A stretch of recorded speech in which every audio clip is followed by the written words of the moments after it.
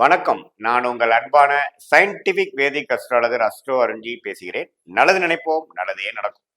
தொடர்ந்து நம்மளுடைய சேனல்ல வரக்கூடிய வீடியோஸ்லாம் நீங்க பார்த்துட்டு இருப்பீங்க நம்புறேன்.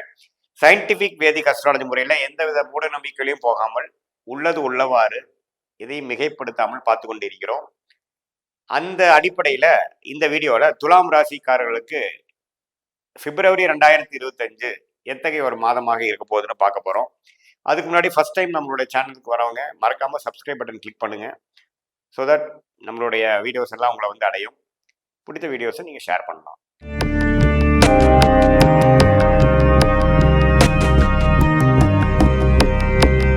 இப்போ பார்த்தீங்கன்னா பிப்ரவரி 2025 துலாம் ராசிக்காரர்களுக்கு எப்படி இருக்க போகுதுன்னு பார்க்கும் பொழுது, ஆண்டு கிரகம் என்று சொல்லப்படுகிற குரு, ராகு, கேது, சனி எந்தவித பயிற்சியும் பிப்ரவரி மாதம் 2025 பெற போறது இல்லைங்கிறது நீங்க தெரிஞ்சுக்கணும்.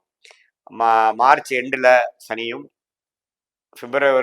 ஏப்ரல் மாதம், மே மாதம் வந்து ராகு, கேது, குரு பயிற்சி ஆகிறது. பிப்ரவரி மாதம் வந்து எந்த பயிற்சியும் ஆண்டு கிரகம் இல்லை.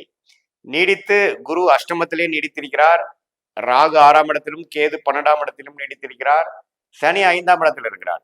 சனி 5ஆம் இடம்ங்கிறது புத்திரஸ்தானத்துல சனி இருந்து புத்திர விஷயங்கள், குழந்தைகளுக்காக சில விஷயங்கள் செய்யறது, படிக்கிற குழந்தைகளுக்கு செலவு செய்யறது, மேல் படிப்புக்காக பிளான் பண்றது, கல்யாணம் ஆகாத குழந்தைகளுக்கு கல்யாண விஷயத்தை பார்க்கறது, கல்யாணம் ஆகி குழந்தை பிறக்கிறவங்களுக்கு வளகாப்பு, அது மாதிரி விஷயங்கள், ஒரு சீர் பண்றது, அது மாதிரி விஷயங்கள்லாம் ஈடுபடுறதுங்கிற மாதிரி ஒரு மாதிரியான ஒரு 5ஆம் வீட்டு வேலைகள் போய்கொண்டு இருக்கிறது.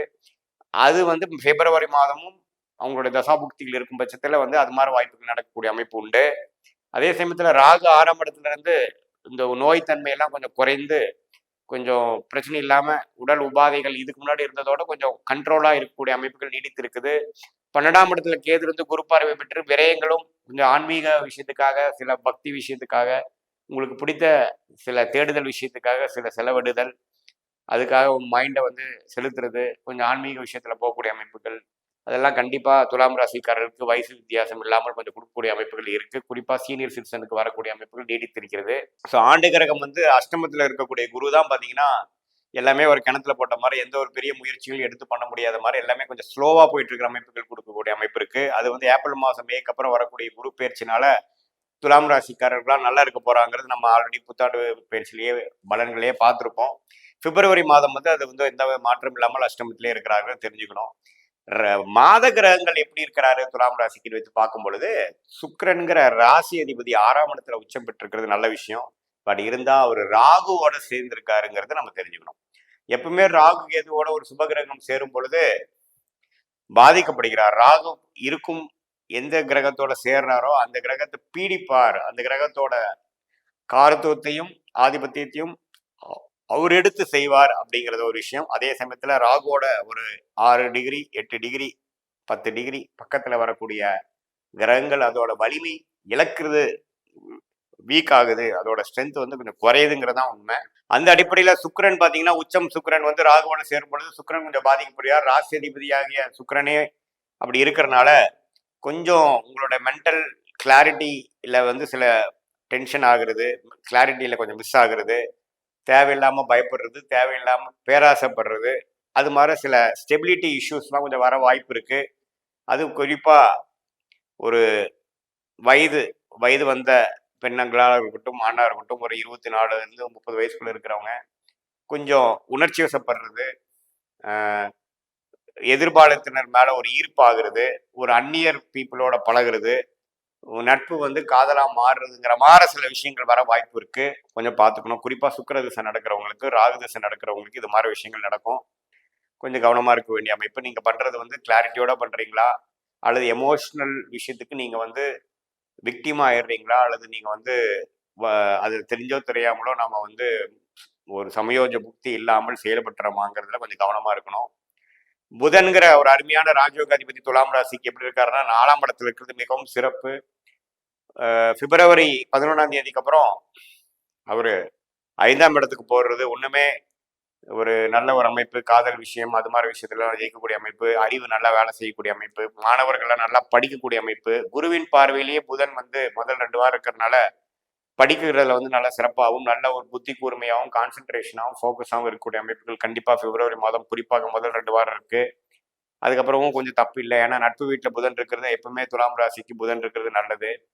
ஸோ சூரியன் பார்த்தீங்கன்னா பிப்ரவரி 13ஆம் தேதி 3வது வாரத்திலிருந்து மாசி மாதம் ஆரம்பிக்கும் பொழுது அவர் வந்து 5ஆம் வீட்டுக்கு போய் 11ஆம் வீட்டு கனெக்ட் ஆகிறது, சில லாபங்கள், தந்தையார் மூலமாக சில லாபங்கள், ஒரு பிடிச்ச விஷயத்துல செஞ்சு மகிழ்ச்சி அடைகிறது, கவர்மெண்ட் விஷயங்கள், ரெகக்னேஷன் விஷயங்கள், விசா அது மாதிரி விஷயங்களை எதிர்பார்க்கறது, கவர்மெண்ட் அங்கீகாரம் பெறக்கூடிய அமைப்புகள்லாம் கொஞ்சம் பாசிட்டிவா வர்றது, ஒரு கவர்மெண்ட் ஜாப் வெயிட் பண்றவங்களுக்கு ஒரு ஜாப் கிடைக்கிறது, ப்ரொமோஷன் எதிர்பார்க்கறவங்களுக்கு ஒரு ப்ரொமோஷன் கிடைக்கிறது, அது மாதிரி ஒரு நல்ல பலன்கள்லாம் கொடுக்கக்கூடிய அமைப்பு பிப்ரவரி 13ஆம் தேதிக்கு மேல சூரியன் வந்து 5ஆம் இடத்துக்கு போகக்கூடிய அமைப்பு கண்டிப்பாக கொடுக்குதுன்னு நம்ம தெரிஞ்சுக்கணும். பட் என்னன்னா சூரியன் புதன் வந்து 5ஆம் இடத்துக்கு போகும்போது சனியோட சேருவாங்க. ஸோ சனியோட சேரும் பொழுது சூரியன் வந்து டிஸ்டர்ப் ஆவார். ஸோ அது ஒரு குறிப்பாக ஒரு 3-4 நாட்கள் பார்த்தீங்கன்னா, குறிப்பாக ஒரு பிப்ரவரி 20ஆம் தேதிக்கு மேலே ஒரு 25க்குள்ள சூரியனும் சனியும் பக்கத்து பக்கத்தில் வரக்கூடிய அமைப்புகள் 20 அது வரக்கூடிய அமைப்பு இருக்கு. அந்த டைம் மட்டும் கொஞ்சம் டிஸ்டர்பன்ஸ் இருக்குமே ஒழிய அது பெரிய பாதிப்பு கொடுக்காது. தந்தையாருக்கு சில உடல்நல கோளாறு கொடுக்க வாய்ப்பு இருக்கு. ஸோ பொதுவாக செவ்வாய் பார்த்தீங்கன்னா 9ஆம் இடத்திலே நீடித்திருக்கிறது. தந்தையார் விஷயத்துல எங்கேயுமே கொஞ்சம் உடல் உபாதைகள் அது மாதிரி விஷயங்கள், பூர்வீக விஷயத்தில் பாக்கியத்தில் சில சங்கடங்கள் அது மாதிரி சில விஷயங்கள் வரக்கூடிய அமைப்பு இருக்கு. பொதுவாக ராசி அதிபதியே உச்சம் பெறுவது நல்ல விஷயம். ராகுவோட சேர்றதுனால கொஞ்சம் எமோஷ்னலாகவும் ஒரு ஒரு ஒரு எந்தூலையோ ஒரு ஒரு ஆர்வத்திலேயோ சில விஷயங்கள் செய்யக்கூடிய அமைப்புகள் உண்டு. கோவப்படக்கூடிய அமைப்பு இருக்கு, இரிட்டேட் ஆகக்கூடிய அமைப்பு இருக்கு. கொஞ்சம் நீங்க மெடிடேஷன் அது மாதிரி விஷயங்கள் பண்ணி நம்ம வந்து திங்க் பண்றது கரெக்டாக தான் திங்க் பண்றோமா, அல்லது கொஞ்சம் மனசுல வர எழுதக்கூடிய ஒரு கிளர்ச்சிக்கு வந்து நம்ம இடம் கொடுத்துட்றோமாங்கிறது கொஞ்சம் கவனமா இருக்கணும். குறிப்பா இள வயதினர் வந்து கொஞ்சம் புத்திய காம்ப்ரமைஸ் பண்ணிட்டு மனசு சொல்ற விஷயத்துக்கு போகக்கூடிய அமைப்புகள் உண்டு. அது சம்டைம்ஸ் ஃபியூச்சர்ல அது தேவையில்லாம நான் பண்ணிட்டோம் அப்படிங்கிற ஒரு விஷயத்தையும் கொடுக்கக்கூடிய வாய்ப்புகள் உண்டு. அதனால கொஞ்சம் கவனமாக, குறிப்பா அடுத்த கடந்த ஐ மீன் 3வது 4வது வாரம் செகண்ட் ஹாஃப் ஆஃப் பிப்ரவரி மாதம் இருக்கணுங்கிறது நான் கேட்டுக்கிறேன் துலாம் ராசிக்காரர்கள். மற்றபடி பார்த்தீங்கன்னா ஓரளவுக்கு வெளிநாடு போகக்கூடிய விஷயங்கள், சுப முதலீடு பண்றது, ஷேர் மார்க்கெட் அதெல்லாம் கொஞ்சம் ஓரளவுக்கு பாசிட்டிவாக தான் இருக்கும். ஆனால் 8ஆம் இடத்திலே குரு அஷ்டமத்தில் இருக்கிறது நல்ல ஒரு விஷயம்தான். சுப செலவுகள் ஆகிட்டு இருக்கும். கொஞ்சம் நார்மலாக ஆகிற செலவோட இந்த ஒரு வருஷமே செலவு அதிகமாகிட்டு இருக்கிறது தான் துலாம் ராசிக்காருக்கு ஒரு நிதர்சன உண்மை. ஏன்னா குருவே 12ஆம் இடத்துக்கு கனெக்ட் ஆயிருக்கார். ஸோ செலவுகள் எந்த அளவுக்கு வருமானம் வருதோ அந்த அளவுக்கு செலவுகளும் இருக்குங்கிறத நீங்கள் தெரிஞ்சுக்கணும். மற்றபடி பார்த்தீங்கன்னா நல்லா ஒரு அளவுக்கு உத்வேகத்தோட எல்லாமே கொஞ்சம் செஞ்சு ஒரு சுப விஷயங்கள் வந்து நீங்கள் பிளான் பண்ணி அதுக்காக சில செலவிடுதல் பண்ணுறது அது மாதிரி சில விஷயங்கள்லாம் நடக்கக்கூடிய அமைப்புகள் கண்டிப்பாக உண்டு. குழந்தைகளுக்காக சில மெனக்கெடுதல், குழந்தைகளுக்கு நீங்கள் அவங்கள டெவலப் பண்ணுறதுக்காக அவங்க விஷயத்துக்காக சில ஃபோக்கஸும் சில எனர்ஜியும் டைமும் ஸ்பெண்ட் பண்ண வேண்டிய விஷயங்கள் கண்டிப்பாக உண்டு. ஸோ பொதுவாக பார்க்கும் பொழுது இது ஒரு நல்ல ஒரு மாதமாக பிப்ரவரி மாதம் 2025 துலாம் ராசிக்காரர்கள் இருக்கிறான்னு தெரிஞ்சுக்கணும். இது பொதுவான பலன்களே தவிர உங்களுடைய ஜென்ம ஜாதகத்துல எப்படி போயிட்டு இருக்கு, தசாபுக்திகள் எப்படி போயிட்டு இருக்கு, லக்னம் என்ன லக்னத்துல பிறந்திருக்கீங்க, தசநாதன் புக்திநாதன் கோச்சாரத்தில் எப்படி இருக்கிறார், இதெல்லாம் சேர்த்து பார்க்கும் பொழுது ஒரு துல்லியமான பலன்கள் லாங் டேர்ம் ஷார்ட் டேர்ம் அப்படிங்கிற விஷயத்த நம்ம எடுத்துடலாம். அதை வைத்து நம்ம வந்து முடிவெடுத்துடலாங்கிறது தான் வந்து உண்மை. இது ஒரு பொதுவான பலன்களை நீங்க தெரிஞ்சுக்கணும். மீண்டும் மற்றொரு காணொலியில் சந்திப்போம். நன்றி, வணக்கம்.